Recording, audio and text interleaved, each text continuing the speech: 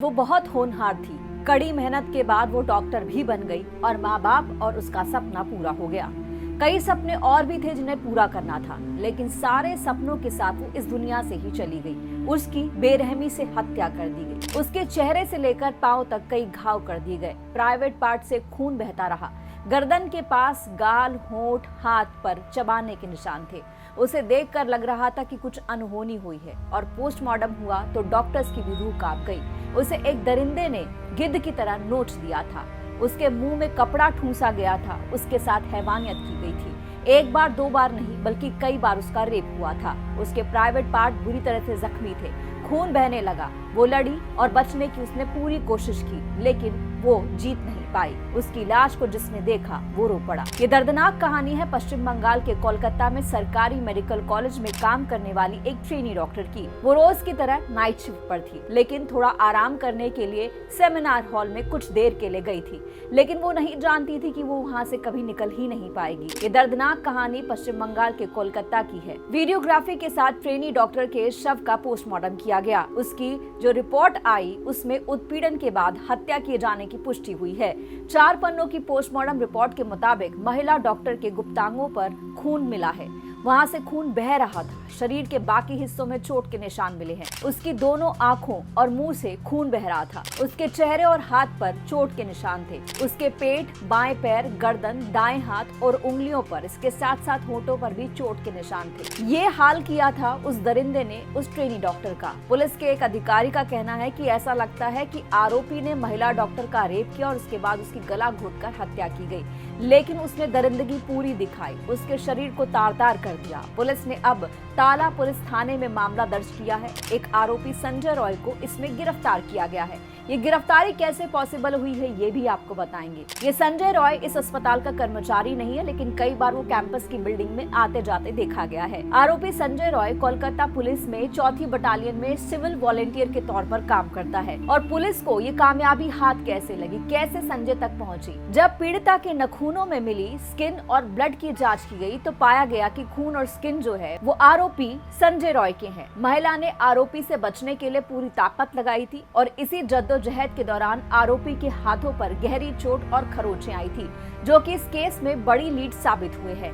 Postmortem report में कहा गया है कि मौत गला घोंटने से हुई है, यानी कि गला दबाकर उसको मारा गया है। और जहां पर एक क्राइम हुआ पुलिस को वहां से एक ब्लूटूथ हेडफोन भी मिला है। इस ब्लूटूथ हेडफोन की वजह से पुलिस आरोपी तक पहुंचने में कामयाब हुई है और ये ब्लूटूथ हेडफोन संजय का ही था। इस पूरे मामले में उसके खिलाफ जो मुख्य सबूत बना है उसमें एक सीसीटीवी फुटेज भी है। सीसीटीवी फुटेज में भी घटना के वक्त के समय वो वहां देखा गया है। पुलिस ने इस पूरे घटना स्थल से जो भी सबूत मिले हैं वो सारे जो है संजय के खिलाफ जाते हैं। हत्या के आरोप में गिरफ्तार किया गया है संजय रॉय जो है ये पहले अपने घर गया, वहां जाके पूरा क्राइम करने के बाद सो गया। उसके बाद अगली सुबह उठा, उसने पूरे सबूतों को मिटाने की कोशिश की, कपड़े धो दिए।